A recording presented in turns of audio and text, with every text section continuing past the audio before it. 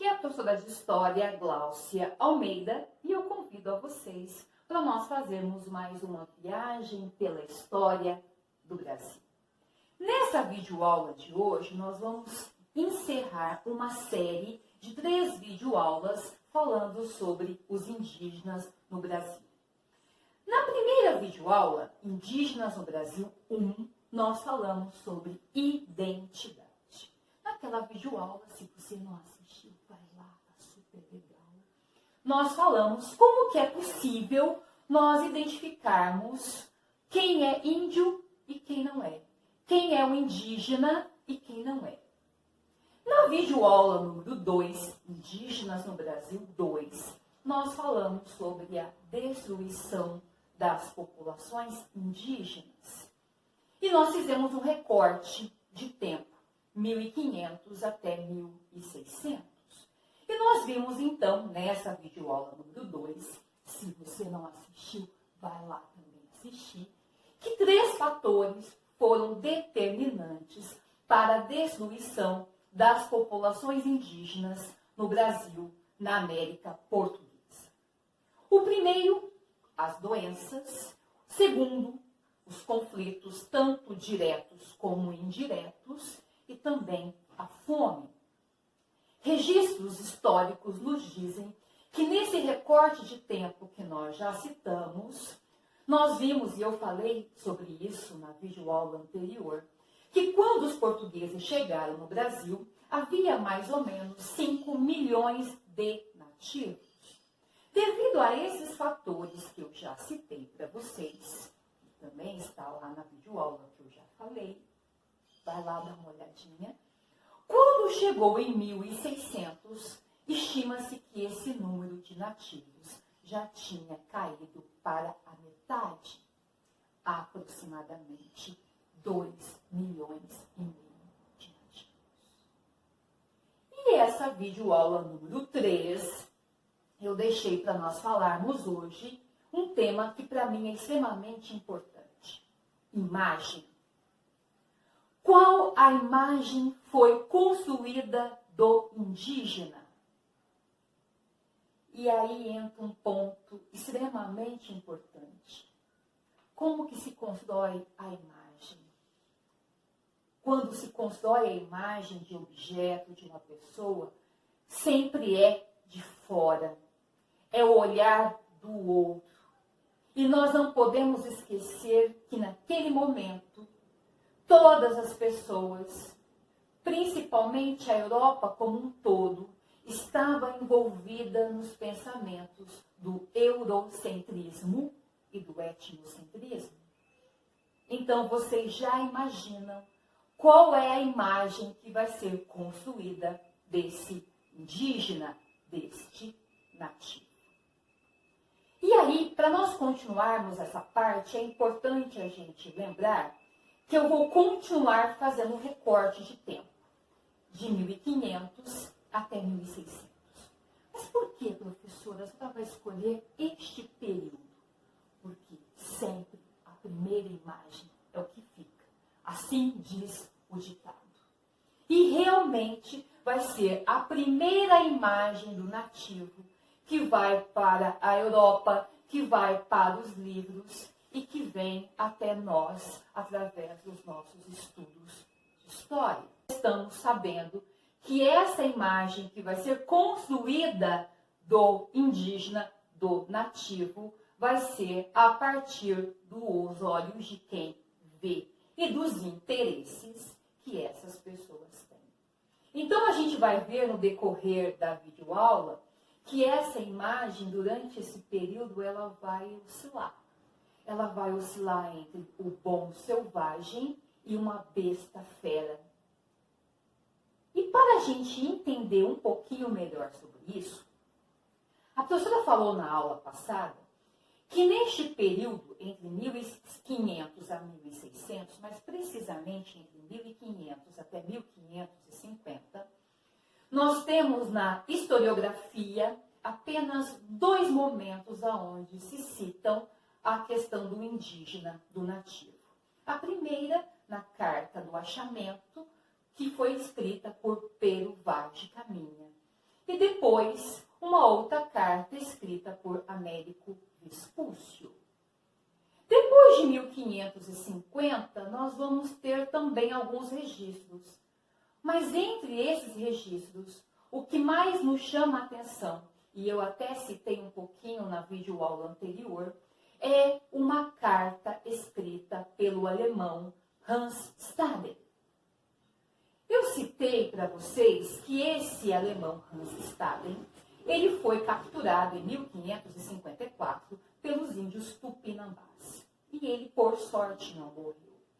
Enquanto ele estava ali, no local, vendo tudo o que acontecia dentro do grupo dos Tupinambás, ele foi anotando e registrando.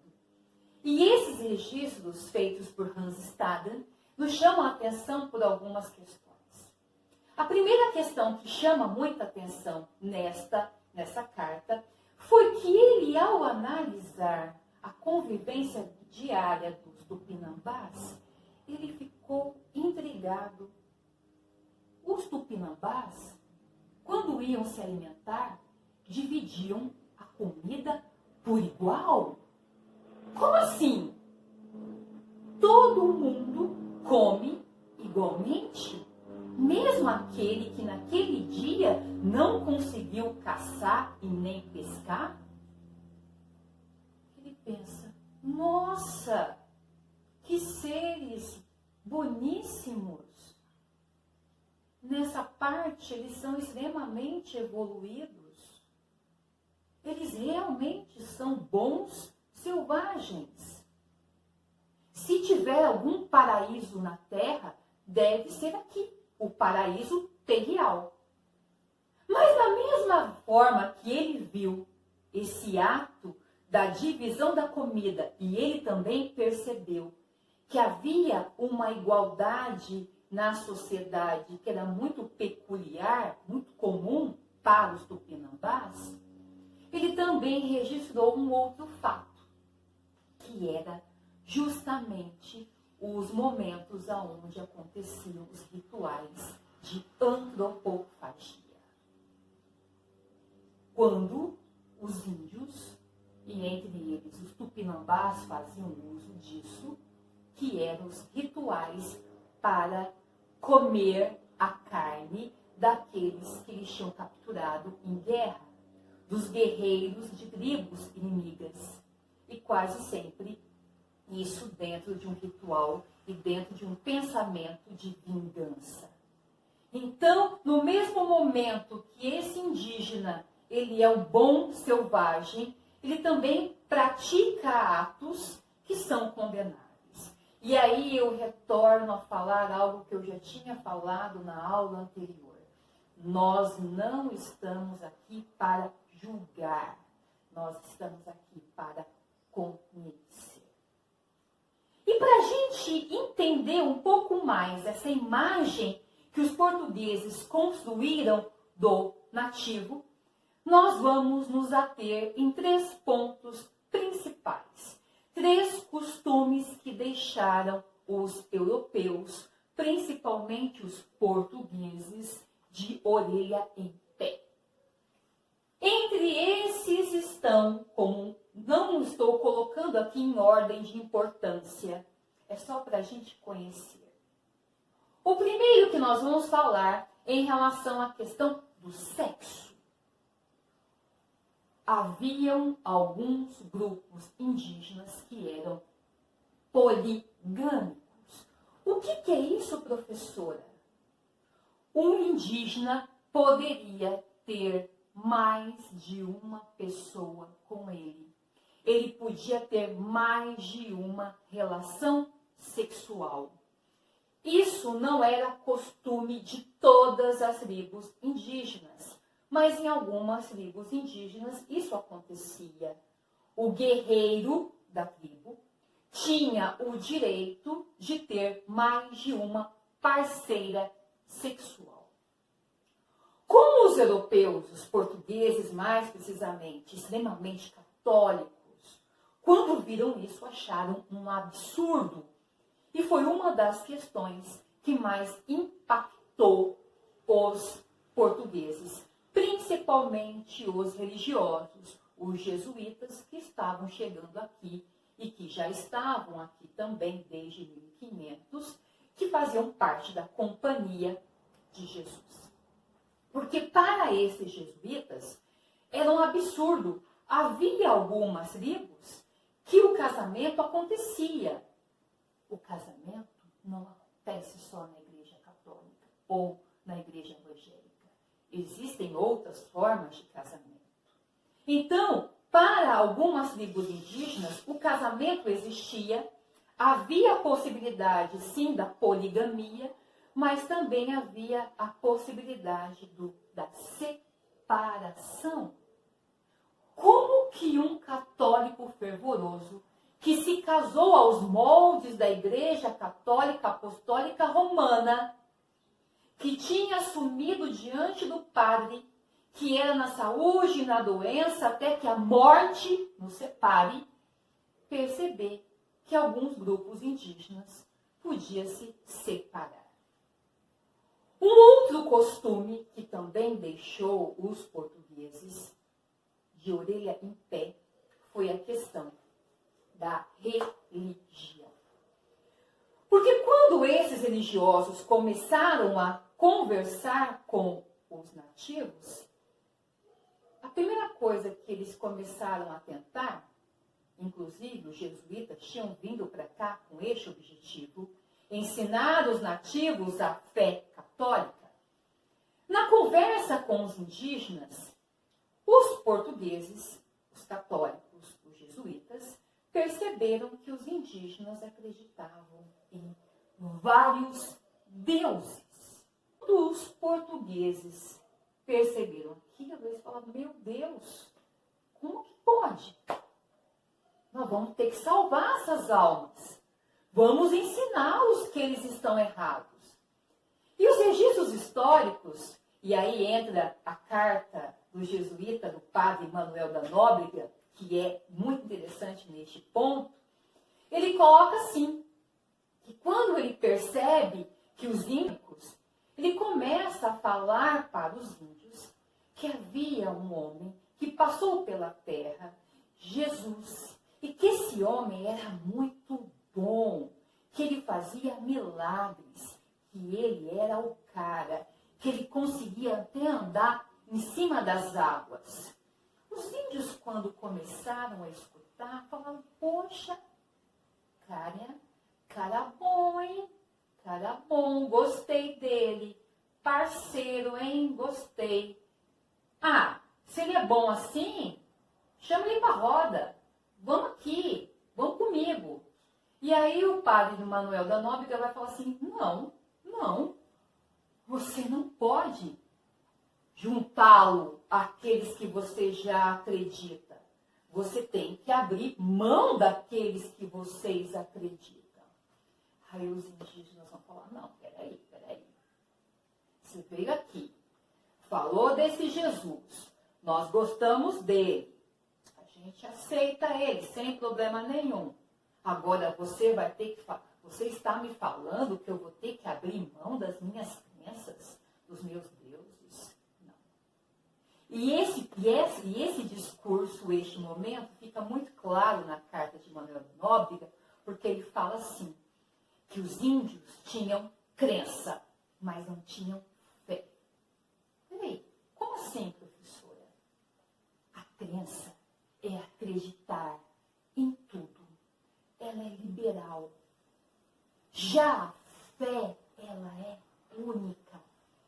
É como se fosse assim. A crença, você pode acreditar em várias coisas. Mas a fé não. Você só pode acreditar em uma. É como se fosse uma crença ciumenta. Então os índios não podiam ter crença, eles tinham que ter fé. E até eles conseguirem fazer com que os indígenas deixassem os seus deuses, vai ser um processo de catequização muito longo. E o terceiro costume, que chamou muita atenção dos portugueses, dos europeus como um todo, foi a antropofagia. como a própria palavra já diz, antropo, homem, fagia, comer, deglutir. É isso mesmo que vocês falaram e que vocês pensaram. Alguns grupos indígenas faziam rituais antropofágicos, como eu já citei lá no comecinho do nosso vídeo. Tinham o hábito de comer carne humana num ritual. Inclusive, já citei que o próprio Hans Staden fez uma descrição nos relatos dele como isso acontecia. Eu termino essa aula dizendo o seguinte: novamente, nós não estamos aqui para julgar. O nosso papel é compreender. Mas diante do que a professora acabou de falar, já dá para saber porque nós muitas das vezes temos uma imagem extremamente preconceituosa em relação ao nativo. E isso não acontecia só naquela época, ainda acontece hoje, dependendo das fontes históricas, dos registros que você pega para ler. E esse ponto fica muito claro naquela época. Por quê? Porque o europeu que vinha para cá, ele conseguia ter o contato com o nativo. E mandava os escritos para a Europa. Quando não eram escritos, eram por forma de boatos. Quando esse boato chegava na Europa, chegava de acordo com o interesse de quem estava contando. E aí, esses boatos também tinham um outro fator importante. Por que ele pairava entre a imagem de um homem bom e de um homem sanguinário? Porque os interesses também estavam na questão da própria mestiçagem. Nós não podemos esquecer que quando os primeiros portugueses aportam em território brasileiro, não vai demorar muito para começar o casamento entre os europeus portugueses e as nativas. Então, peraí, como que eu vou para a Europa falar que os indígenas são maus se eu estou me casando com uma, se eu vou ter filhos com uma? Então, eu sei que eles fazem errado. Eu não concordo, mas eles não fazem como os indígenas lá da América Central, que matam e comem com uma maldade extrema. Não, os índios que eu conheço, eles comem um ritual sagrado. Mesmo que a gente saiba que realmente registros dizem que havia um ritual e que muitas das vezes aquele que seria comido, ele estava consciente e feliz por ter sido escolhido. Por quê? Porque em algumas tribos indígenas onde acontecia esse fato, como os Tupinambás, do qual Hans Staden conseguiu fazer uma descrição fidedigna de um ato, de um ritual canibalístico, antropofágico, ele coloca que esse que vai ser comido, ele sabe que ele vai ser comido. Por quê? Porque ele é de uma tribo inimiga e que a tribo inimiga, que a tribo da qual ele faz parte, também comeu membros desta tribo. E eles não faziam isso com qualquer um, eram com os guerreiros. Então, na verdade, dentro do pensamento deste grupo indígena que cometia este ato, estava tudo dentro de uma plataforma de ação, dentro das crenças deles. Então, a professora termina essa aula dizendo assim: novamente, nós estamos aqui para ter uma conversa. Nós não estamos aqui para apontar o dedo, mas que este assunto nos instiga a querer conhecer mais, a querer saber mais dos nossos antepassados. Nos instiga. Então, fica aqui mais uma aula para nós. Aproveite